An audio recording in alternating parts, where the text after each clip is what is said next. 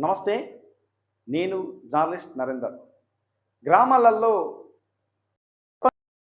ఎన్నికైనటువంటి మహిళలు ఎంతమంది అధికారిక కార్యక్రమాల్లో పాల్గొంటా ఉన్నారు? ఎంతమంది వంటింటికే పరిమితమయ్యారు? ఒక్కసారి ఈ అంశం గురించి మాట్లాడుకుందాం. రాష్ట్ర సర్కారేమో మహిళల్ని పారిశ్రామికవేత్తలుగా తీర్చిదిద్దాలా, అవసరమైతే వాళ్లకు రైస్ మిల్స్ లాంటివి కూడా కేటాయించి వారిని వాణిజ్యం వైపు తీసుకెళ్ళి బిజినెస్ ఉమెన్గా తీర్చిదిద్దాలని చెప్పేసి రాష్ట్ర సర్కారు రేవంత్ రెడ్డి ఆలోచన చేస్తూ ఉన్నారు. ఇప్పటికే ఈ యొక్క ఆయా గ్రామాలలో దాదాపుగా 50% పైనే ఈ మహిళా సర్పంచులు ఉండి ఉంటారు. కానీ ఈ యొక్క గ్రామాలలో సర్పంచులుగా ఎన్నికైనటువంటి ఎంతమంది మహిళలు అధికారిక కార్యక్రమాల్లో పాల్గొంటూ ఉన్నారు? అధికారులను స్వతహాగా పోయి ఎంతమంది కలిసి సమస్యను విన్నవించుకుంటా ఉన్నారు? సో మొత్తంగా ఒక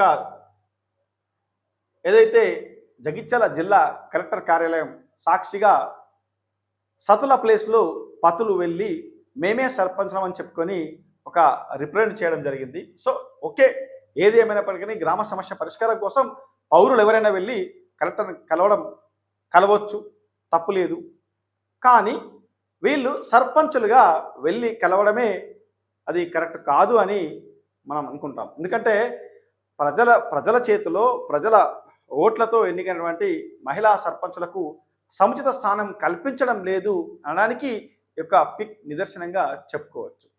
జిల్లా కలెక్టర్ కార్యాలయంకి వెళ్ళి ఈ యొక్క జీపీకి సంబంధించినటువంటి గ్రామ పంచాయతీకి సంబంధించినటువంటి ఏవైతే ఆ యొక్క లైట్ బిల్లులు కానీ ఇతరత్ర కొంత సమస్యలు ఉంటే ఆ జిల్లా కలెక్టర్ని కలిశారు కొంతమంది సర్పంచులు. ఈ ఈ సర్పంచులలో కేవలం ఒకే ఒక్కరు, అంటే జిల్లా కలెక్టర్ కలిసిన దాంట్లో ఒకే ఒక్కరు ఆయన అధికారికంగా ప్రజాప్రతినిధి, ఆయన సర్పంచ్. మిగతా ముగ్గురు కూడా వాళ్ళు మహిళలే వాళ్ళు సర్పంచులుగా కొనసాగుతూ ఉన్నారు. సో మహిళల్ని ఈ రకంగా వాళ్ళు మాత్రం అధికారిక కార్యక్రమాలకు తీసుకురావడం లేదు అనడానికి ఇంకా ఇంతకంటే నిదర్శనం ఉండకపోవచ్చు.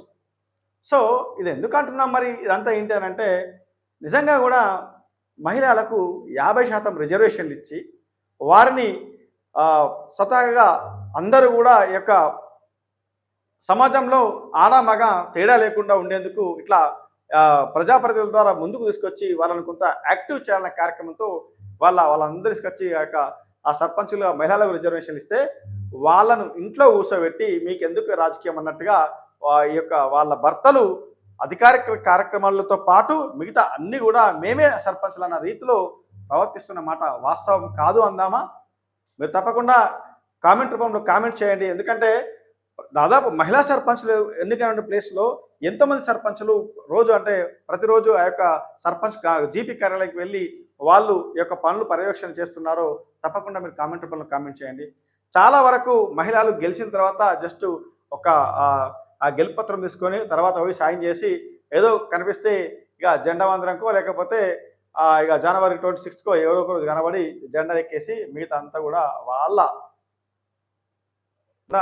ఇంట్లో కూర్చోబెట్టి మొత్తం వీళ్ళే పనులు చేస్తున్నమాట వాస్తవం కాదా? సో ఏది ఏమైనప్పటికీ ఈ యొక్క మహిళలకు సముచిత స్థానం కల్పించాలనే ఉద్దేశంతో ఈ రిజర్వేషన్లు మహిళా రిజర్వేషన్లు తీసుకొస్తే ఈ పురుష జనం అంతా కూడా వారిని లోపల కూర్చోబెట్టి అంతా మేమే అన్న రీతిలో వాళ్ళు ముందుకు చేస్తూ ఉన్నారు. సో ఇలాంటి కార్యక్రమాలు అంటే అధికారిక కార్యక్రమాలలో తప్పకుండా మహిళా సర్పంచులను వారికి సముచిత స్థానం కల్పించి వారిని సర్పంచ్గా గుర్తించి వారి ద్వారానే అధికారిక కార్యక్రమాలు నిర్వహిస్తే బాగుంటుంది అని చెప్పేసి మన టుడే న్యూస్ నుంచి మనం కోరుకుందాం. సో ఇట్లా అంటే మనం ఇందాక చెప్పుకున్నాం కదా, కలెక్టర్ సార్ను ఎవరైనా కలవచ్చు, సమస్యల మీద ప్రతి పౌరుడు కూడా కలవచ్చు, తప్పులేదు. కానీ ప్రజాప్రతినిధులమని చెప్పుకొని పోవడం ఎంతవరకు కరెక్ట్ అనే మనం అంటా ఉన్నాం.